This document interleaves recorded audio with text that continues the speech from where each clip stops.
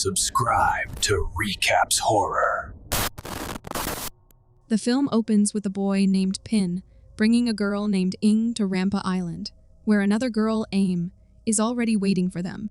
Aim happily tells Pin that she has good news, saying, "Mother said she'll be released soon, and they're working on the paperwork right now." As they approach a building, Ing notices several girls working there, and Maprang instructs them all to line up, saying that Mother is coming down.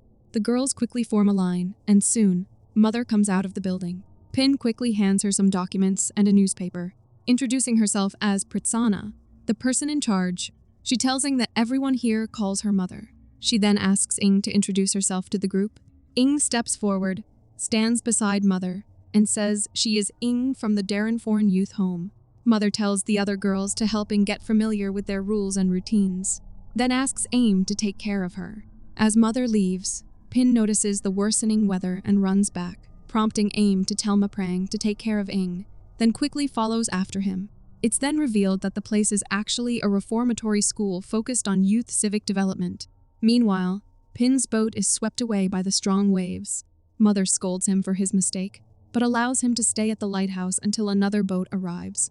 After they leave, Ing arrives, and Mother tells her that she doesn't care about her past, because at this school, everyone is given a chance to turn their life around. She asks Ing if she wants a fresh start, and Ing nods in response. We then learn that the school was formerly a prison, where dozens of inmates were mysteriously found dead. The government shut it down, and the Interior Minister planned to convert the facility into a reformatory school for young female offenders. Later that night, while everyone else is asleep, a figure approaches Ing and stands behind her. After a while, she suddenly wakes up to a strange noise, but when she turns around, no one is there. Ing walks into a filthy, dimly lit toilet. She sets her lantern aside, and soon after, a faint sound of laughter echoes through the silence. Moments later, footsteps approach, and suddenly, there's a thunderous banging on the door that makes her jump. And when she asks who is there, the knocking stops. Then, she hears a dragging sound, as if someone is lifting something upwards. And in the next instant, something disgusting splashes onto her. Laughter fills the air again, and a mocking voice tells her not to forget to wash up, saying it's filthy. Another girl hesitates, saying it might be going too far, but Maprang coldly snaps back that cleaning up filth is all this girl is good for. The next morning, Ing accidentally cuts her hand, and Pin rushes over to help, quickly pulling the bucket out for her. He gently inspects her wound and wraps a cloth around it, telling her that if it's too hard to handle alone, she should ask for help.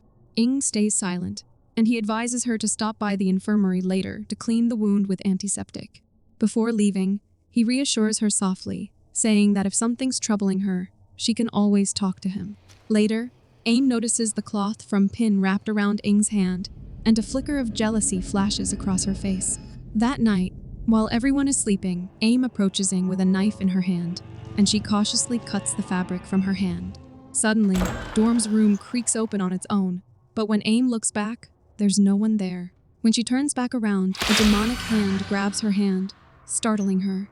And before she could understand what just happened, she hears a strange sound and sees a figure walking past outside the door.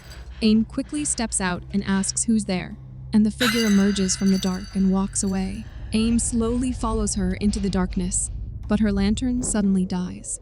Terrified, she fumbles to relight her lantern, but each time she strikes a match, an unseen force blows it out. Then, the figure appears behind her, but Aim finally manages to spark the flame, and when she turns, the figure is gone. But at the far end of the hallway, the same figure stands motionless before slowly gliding toward the stairs. Aim goes to the stairs and asks who's there, insisting the prank has gone too far. She says she's not scared, but the same eerie sound echoes back, and as she turns to leave, something shoves her hard, sending her tumbling down the stairs. After a while, Aim slowly regains consciousness, and a demonic voice warns her she will be finished next time. Aim catches sight of a blurry figure standing at the top of the stairs, who turns and walks away. The next morning, Mother asks Aim what happened last night, and Aim says it was nothing, but Mother warns her that either you handle it, or I will enforce order. After Mother leaves, Aim and her friends confronting, and Maprang accuses her of being the one who pushed Aim down the stairs. Nutch urges Ing to admit it, promising they won't tell Mother, but Ing insists she didn't do it. Maprang snaps, asking her to confess. And as Ing tries to break free from her grip, Maprang's hand gets cut, blood dripping down her fingers. Aim asks everyone if they saw it, insisting Ing is the one who did it. But Ploy says she didn't actually see Ing do anything. Aim then steps closer to Ing, warning that if she doesn't confess, everyone will suffer the punishment. Ing insists that she's innocent, but Aim declares that none of them will eat tonight and orders them back to work. She then stares at Ing and sneers that her excuses will only bring more punishment for everyone. Later, Ploy apologizes, admitting she was too scared to stand up for her. She says Ing has every right to be angry, but assures her she doesn't believe she hurt Maprang. Ing says Aim called her a bumpkin and asks if she's also from the north, and Ploy nods, saying she thought Ing wouldn't want to talk to her. She explains that the seniors, especially Aim and her friends, always bully the newcomers, and Mother never stops them, but they all think that if they keep their heads down, at least they will have a place to stay, as they don't have a home to go back to. The next day, Aim and her friends tormenting again. This time, Aim grabs a pair of scissors and chops off a lock of Ing's hair. She then says there is still some shit here and rubs the hair on Ing's face. That night, Aim is brushing her hair when a few strands fall into her hand and she finds white hair on the comb. Suddenly, the ghostly reflection of an old woman appears in the mirror. But when Aim slowly turns around, the room is empty. The air grows cold, and before she can breathe, the ghost reappears from behind her, this time grabbing her head and ripping out a chunk of her hair. Maprang and the others jolt awake and rush to her, but the ghost has vanished. They sit her on the bed, trying to calm her down, and Aim asks, "Did you see the old woman's ghost?" But Maprang laughs it off, refusing to believe her. Ploy then asks, "What happened?" And Aim looks down in horror. Deep claw marks slash across her shoulders.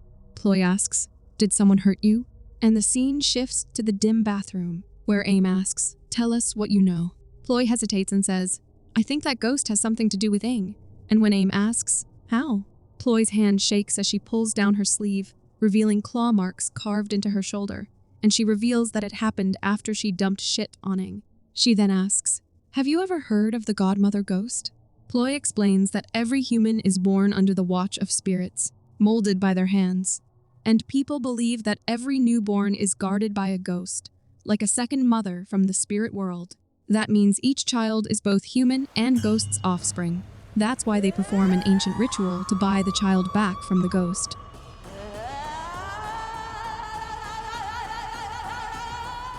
A shaman performs a ritual and says, "Whoever this child belongs to, come and take it, and raise it as your own."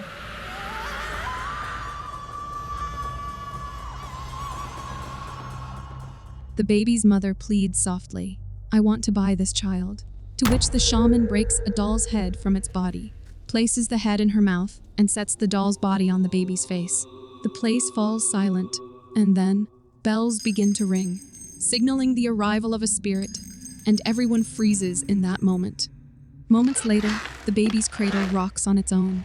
A ghostly hand emerges from the shadows, lifts the doll, and the baby starts to cry uncontrollably. The shaman turns to the parents, pulls the doll's head from her mouth, and declares solemnly, "The child now belongs to the living, so no ghost shall claim her again." She warns the mother to keep the doll's head by the child's side until she matures, warning that if she ever fails, the spirits will come for her. Ploy explains, any child who hasn't been through this ritual can be taken by the ghost, or doomed to stay with her. Skeptical, Aim says, "It's fascinating," but she doesn't buy it. The next day, Aim and her friends continue their brutal bullying and psychological torment of Ing, where Aim crushes the injury on Ing's hand with her foot, causing her to scream in pain and plead to let her go. But Aim shows her no mercy, then starts wiping her shoe across Ing's face, asking, "Are you so mad at me that you want to kill me?" Ing struggles to control her anger and pleads again to be released. At this point, Aim removes her foot, pulls the cloth from Ing's face, and warns her to keep her mouth shut, saying that if anyone finds out, they will suffer the same fate. Later, Ing asks Pin if he can take her away, saying she doesn't want to stay any longer. Pin asks, "Why not?" And she says she just wants to start her life over. Pin tells her he really can't help, admitting he hasn't even found a way to contact the mainland. Ing pleads, saying that no one else can help her, but Pin apologizes, warning her to go back before someone sees her here. The next day, Mother slaps Ing and yells that she's here to become a better person, not to chase after a man. Furious, she grabs a stick and beats her repeatedly. And then she turns to the others and warns them that if they continue behaving as they used to, they shouldn't expect any mercy or freedom from her. With a glare filled with disdain, she adds that worthless scum like them will never be accepted by society. Later that night, Mother hears someone softly singing a haunting tune and walks into the dorm to check. But everyone inside is asleep. As she scans the dark room, she hears a strange sound again. But when she turns around, no one is there. Suddenly, her lantern flickers and goes out, plunging her into darkness. And that's when she sees the ghostly woman standing in the shadows. The spirit begins to sing and dance eerily. While horrified, Mother stumbles backward, and the door slams shut with a violent thud. Breathing heavily, she starts to walk back toward her room, but the dorm door slowly creaks open again. Terrified, she turns around and sees invisible footsteps appearing on the floor, coming straight at her. The sound grows louder, closer, and just as she backs away, the ghost appears behind her and lunges. Her piercing scream echoes through the hall, waking the girls.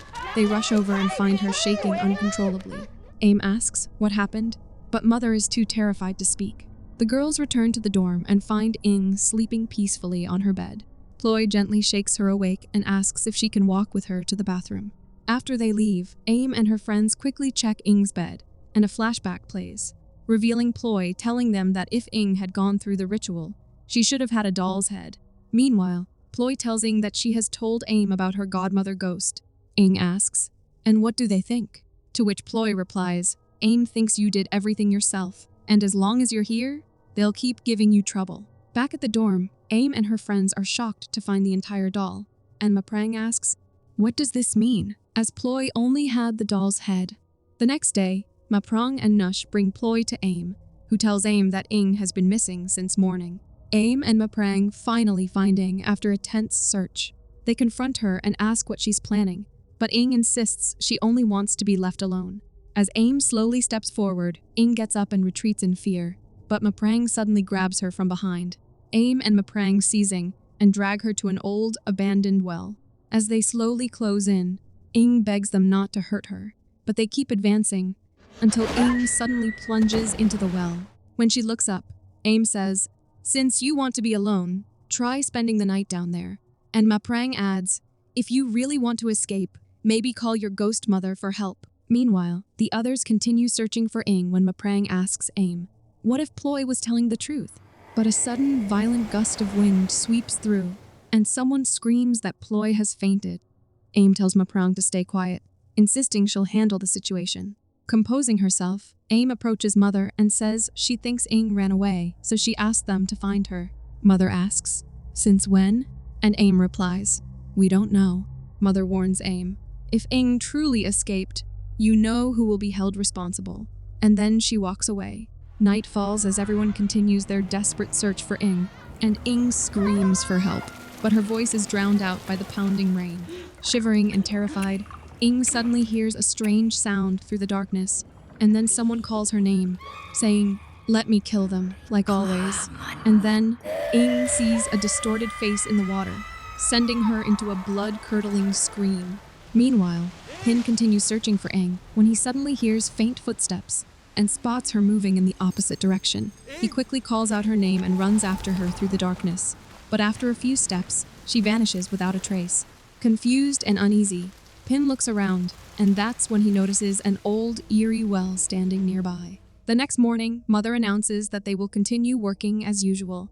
There's no need to look for Ing anymore. She warns that whoever broke the rules will face severe punishment to set an example. Suddenly, everyone gasps as Pin appears, supporting a weak and drenched Ing beside him. Maprang immediately confronts her, accusing, "You ran away and stayed with Pin." But Ing says, "It was you who threw me into the well." Maprang yells, "You're lying!" But Pin insists that he found Ing inside the well. Maprang slaps her, saying you broke the rules and tried to escape, so don't blame us, until Mother sternly orders silence, declaring she doesn't believe anyone yet and will investigate, then decide who deserves punishment. Later, Ing asks Ploy, "You've been working with them all along, haven't you?" And Ploy apologizes, asking, Do weak girls like us really have any other choice? A flashback then reveals that one day, while playing outside, Ing heard some noises and spotted a squirrel. Curious, she followed it to an old tree, only to find several headless dolls scattered around its roots. Innocently, she picked one up and attached the head from her own doll to it.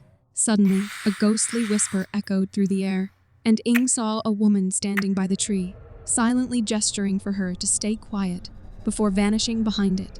Curious, young Ing approached the tree, where the woman suddenly lunged out and grabbed her, and a man struck Ing to silence her. As they tried to take her away, something snatched the woman away into the darkness, and before the man could react, her lifeless body dropped to the ground. Moments later, the ghost attacked him too, killing him instantly. Later, Ing's parents find her deep in the jungle, and she appears unharmed, but lying beside her are the lifeless bodies of the two kidnappers. Back in the present, the godmother declares, "Whoever hurt my child, I will kill them all." Later that night, the haunting sound of the godmother's lullaby echoes through the dark halls of the school. Suddenly, Maprang begins to choke uncontrollably, gasping for air as invisible forces lift her into the air. Moments later, Ing comes there, silently watching as Maprang writhes helplessly. The next morning, Aim and the other girls are left frozen in terror when they discover Maprang's lifeless body lying beside the old well. After some time, Mother comes there and instructs someone to fetch Pin to take care of Maprang's body, then leaves without another word. Ploy tells Aim that it was the godmother's doing, saying Ing had warned her that she is coming for everyone. Just then, Ing appears, her presence sending waves of dread through the group. But Aim steps forward and accuses her of killing her friend. But before the tension can escalate, Nutch tells Aim to stop. Ing stares directly at Aim and says, "If you believe it was me, then deal with me." Aim raises her hand, ready to strike, but Ing challenges, "Do you dare?" The following day, Mother instructs Pin to taking away once the storm passes and warns him never to return. She tells Pin there's a broken radio and some spare fuel in the storage behind the school, and he may take everything with him. She then orders him to leave, and as he does, Mother turns to Ing and asks, "What happened at Darnforn?" Aim reveals that after her parents died, she was sent to a boarding school, hoping to finally live like a normal child. At first, she felt happy, thinking she had found a home, but one morning, she woke up to horror, finding everyone dead around her. Meanwhile, Aim uncovers an old newspaper with a headline, 30 lives lost in brutal boarding school massacre, and the sole survivor was Ing. But what makes Aim's blood run cold is the ghostly hand resting on Ing's waist in the photo. Ing continues that she thought she would get a fresh start here, but here, there is no difference from before. She says she learned one thing from everyone here, that the stronger ones always survive. She says, "Retaliate when bullied, and it would be better if this world were free of those fucking bitches." Mother tells her to pack her belongings and get out of here as fast as she can, but Ing asks, isn't she happy that some of her horrible students who never learned anything from her finally died? Meanwhile, Aim tells Pin that all the bad things that have happened and how Maprang died are because of the godmother ghost attached to Ing. But he tells her to stop with the nonsense, asking, "Aren't you just admitting this is all because of you?" Aim begs him to trust her, but Pin tells her to stop doing these horrible things. He says, all this time, he was a fool. He never realized how cruel she really was to everyone, and then he leaves there. 3 years ago, Mother beat Aim for causing trouble soon after arriving. She read Aim's file aloud, revealing a 7-year juvenile detention for trying to kill a parent. Aim said the man wasn't her real father, and she only fought back against abuse. Mother says if she don't want to stay for long, help her keep everyone here in line, and she will help her gain her freedom. Back in the present, Aim wanders through the school, calling out for her friends. Suddenly, a clicking sound echoes, followed by the slow creak of a door opening on its own. Her heart pounds as she asks, "Who's there?" Before she can move, a girl appears at the doorway, but in seconds, she's lifted off the ground and her head is ripped clean from her body, which lands at Aim's feet. Terrified, she runs to the dorm and locks the door, but something starts pounding on it. As she backs away, her foot hits something, and when she turns around, she sees the mutilated bodies of all the girls in the dorm strewn around her. Then a faint voice calls her name, and a girl is dragged away into the shadows. Screaming, Aim bolts out of the room, only to find herself in the misty forest near the old lighthouse. She enters Pin's room and finds him standing still, and before she can approach, a hand bursts through his stomach, and she jolts awake, gasping for breath, realizing it was a nightmare, and all her friends are alive. Nutch asks what's wrong, and Aim tells her that Godmother's ghost is killing all of them, just like at that place. Meanwhile, Mother quietly enters the dorm, walks up to Ing's bed, and suddenly begins stabbing her without hesitation, attempting to kill her. Mother returns to her office, only to be horrified seeing in there. Ing slowly walks toward her, and in panic, Mother lunges and stabs her with the knife. But when she looks down, Ing doesn't bleed. Instead, she's gripping the blade. With a chilling calm, Ing whispers, "My mother said whoever hurts me, she'll get them." Just then, the godmother appears behind Ing, and terrified, Mother pleads, "Please don't kill me. I'm your mother." But Ing says, "I only have one mother." As the familiar, eerie singing echoes through the room, the godmother seizes control of Mother's body, forcing her to turn the knife on herself. Ing then makes those clicking sounds, and Mother stabs herself in the face, sealing her fate in a blood-curdling finale. After some time, Aim and her friends arrive at Mother's office, only to find her lifeless body in the chair. Ploy asks Aim to check the documents, and Aim discovers that the document grants amnesty to young offenders during a time of political unrest. It orders their release and sends them to community service to rebuild trust in the government. Aim's anger boils over, knowing the truth, and when Nutch wonders why Mother never told them, Aim says, "Because she cared more about this place than our lives." Meanwhile, Pin tries to contact the mainland through the radio, when he suddenly hears a distorted voice saying, "Let me kill all of them." Just then, he hears a noise and sees someone standing outside the door. But before he can react, the door creaks open and Ing steps inside. Pin stands up, recognizing her, and she tells him, "They hurt me again." At the school, Aim retrieves Ing's doll and tells others that they need to break its head. Pin gently makes Ing sit down, telling her to dry herself off and clean up the blood first. During this, Aim tries to break the doll's head, hoping to end the curse, but a deafening thunderclap shatters the window pane. Aim then tries to smash the doll with a brick, but the brick itself breaks apart. Meanwhile, Pin hears a crackling sound echoing through the room, and to his horror, he sees the reflection of the godmother sitting beside Ing.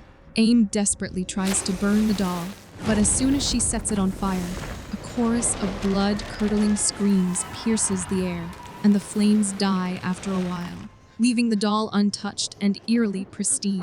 Suddenly, the door bursts open, and everyone flinches in terror, only to see Pin step inside. Aim asks if he finally believes her, and Pin asks, "What about Mother?" To which Aim replies that they're the only ones left alive on the island. When Aim asks where Ing is, Pin says he locked her inside the lighthouse. But just then, the familiar clicking sound echoes, and to their horror, Ing stands right behind them, asking Pin, "Why did you lock me up?" She then asks, "Are you with Aim now?" Reminding him that she tried to kill her. She says, "When Aim did horrible things, no one cared. So you all deserve to die, just like the two of them." Pin tries to calm her, asking what any of this will achieve, and if she doesn't want a new beginning. For a moment, Ing falters, lowering the knife, and she slowly steps toward Pin. But Nutch hurls a bottle at Ing's head in fear.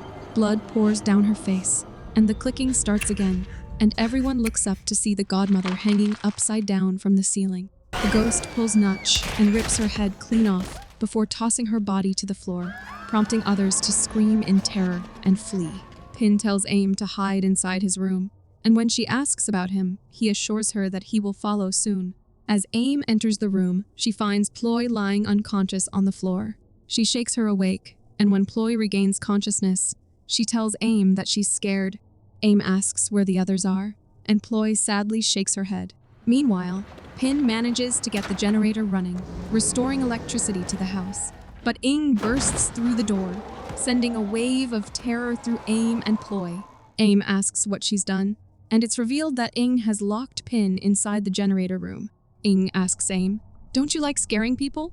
How does it feel now that the tables have turned?" Ploy desperately steps forward, pleading with Ing not to hurt her. She reminds her that they were both bullied by Aim, and insists that she's been helping her all along. Ing steps forward towards Aim, but Aim pins her to the bed, and Ploy flees in panic, leaving the two locked in a violent struggle. But Godmother suddenly possesses Ing and says, "Let go of my child," before sending Aim crashing across the room. Just then, Pin arrives and rushes to Aim's side, helping her stand. He pleads, "It's enough, Ing." But Ing says, "Then let's die together." She plunges the knife into his stomach, causing him to collapse to the floor. Ing raises the knife again, stepping closer with a chilling calm. She says, "No one can save you now," and Aim asks, "Are you happy killing everyone, just like back then?" But Ing replies, "Back there, I didn't mean to." She then lunges forward, but Aim fights back desperately, pushing against her as they struggle near the edge, and Aim pushes Ing, causing them both to fall into the swirling water below. Later, Aim finds herself alone when Ing suddenly asks where she's going before hurling a stone at her, knocking her to the ground. Ing then rushes to strangle her, shouting that it won't be over until she's dead. But in their struggle, Ing realizes there's a knife lodged in her tummy. Aim throws sand into her face, knocking her back, then mounts her, trying desperately to keep her down. Grabbing a broken bottle, Aim is moments away from striking, but stops herself. Ing asks her to kill her, saying, "I have nowhere to go." But just then, a ship's horn echoes in the distance. Aim loosens her grip and stands up, and she tells her coldly, "I won't kill you, because I'm starting a new life. But you, even if you survive, will rot in prison." As she turns to leave, Ing calls after her to come back and kill her. But after a moment, her voice twists into laughter. As Aim turns back, Ing mockingly asks, "Do you know how hard I've tried to stop my mother from killing you all?" She then raises the broken bottle and begins making the clicking sound. Aim lunges forward to stop her, but Ing drives the bottle into herself. Just then, a fierce wind sweeps through, and Ing's godmother emerges from behind her, terrifying Aim. Ing snarls, "You can't escape what you did," and laughs maniacally, but her laughter abruptly cuts off as the godmother's hands wrap tightly around her. Slowly, the godmother's mask cracks, revealing a ghostly, hollow face beneath. She says, "Come back to me, my child. I won't let you feel the pain again." Then they both start sinking into the ground as Aim watches in stunned horror. Ing screams, terrified by the sudden twist, and within moments, both she and the godmother vanish completely into the earth, leaving only silence and the wind behind. Later, the police arrive, and an officer reports finding the bodies of an elderly woman and 2 girls, all with stab wounds. Aim insists she didn't do it, saying it was Ing and her godmother's ghost. But no one believes her. An officer comes there with the remaining girls, and Aim pleads with Ploy to explain what really happened. But Ploy stays silent. Desperate, Aim begs the others to speak the truth, and the officer asks if anyone has seen someone named Ing, but all the girls shake their heads. Aim turns to Ploy, crying that she saved her life and asking that she tell them, to which Ploy says there was never anyone named Ing and accuses Aim of doing everything herself. The others agree, leaving Aim broken, and then Ploy admits she has been waiting for this day, revealing she was the one who told Ing to kill Aim, saying she'll never tell anyone else about it. Consumed by rage, Aim lunges at Ploy, but the officer pulls her back and restrains her. As they lead the girls away, Ploy says, "Mother always said this place gives everyone a fresh start and a chance at hope if you follow the rules. But I don't buy it, because every rule in this world is made to protect the powerful, and people like us still have to fight just to survive another day." She then crushes the doll under her foot, buries it in the sand, and walks away, and the movie ends here.